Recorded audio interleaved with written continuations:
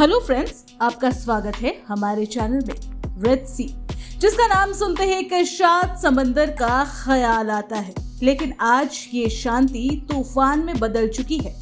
दुनिया की global trade का एक मेजर रास्ता रेड सी रूट आज सबसे ज्यादा खतरे में है।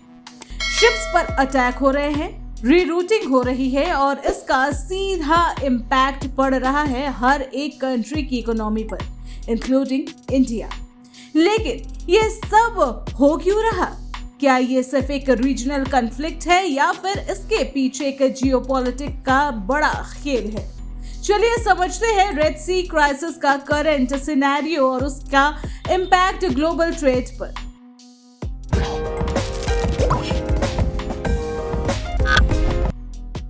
रेड सी क्राइसिस क्या चल रहा है? रेड सी एक नैरो स्ट्रिप है जो यूरोप और एशिया के बीच एक ट्रेड कॉरिडोर का काम करता है।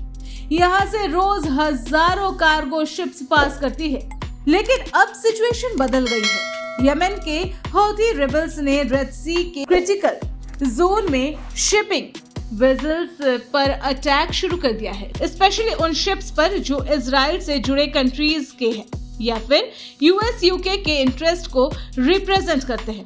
इन अटैक्स का मेन मकसद इजराइल पर प्रेशर बनाना है, specially after the Israel Gaza war intensified. Houthi rebels openly बोल रहे हैं कि जब तक गाजा में केस फायर नहीं होता वो रेड सी को अनसेफ बना देंगे।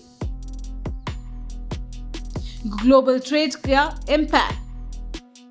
रेड सी हर दिन 12% से ज्यादा ग्लोबल ट्रेड होता है। ये स्वेज कैनाल के थ्रू यूरोप को एशिया से कनेक्ट करता है।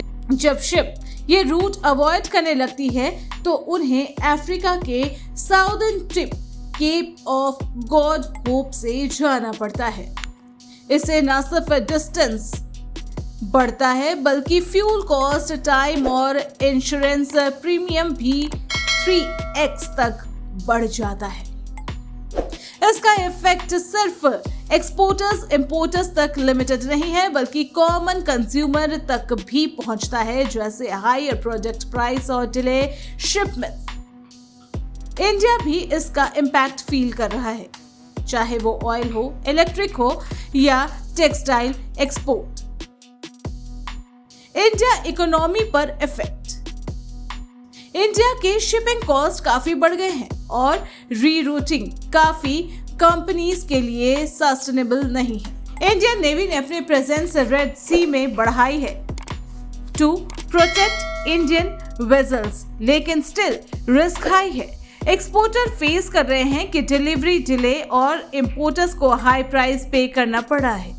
ये इन्फ्लेशन को पुश करता है जो ऑलरेडी एक कंसर्न है। इंडिया गवर्नमेंट इस इशू को क्लोजली मॉनिटर कर रहा है, लेकिन जब तक ग्लोबल लेवल पर स्टेबिलिटी नहीं आती टेंशन बना रहेगा। क्या कोई सॉल्यूशन है? रेड सी क्राइसिस का सॉल्यूशन डिप्लोमेटिक ही हो सकता है।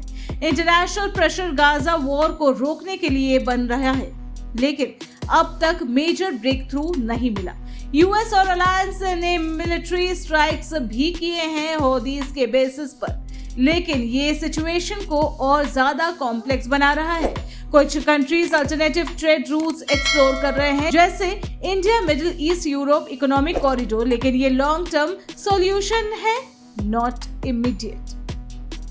तो रेड सी एक टाइम पे ग्लोबल ट्रेड का शॉर्टकट था, लेकिन आज एक कॉन्फ्लिक्ट जोन बन गया है। जब तक जियोपॉलिटिक्स का ये टजल सॉल्व नहीं होता, दुनिया को इसके इकोनॉमिक शॉक एब्जॉर्ब करने पड़ेंगे।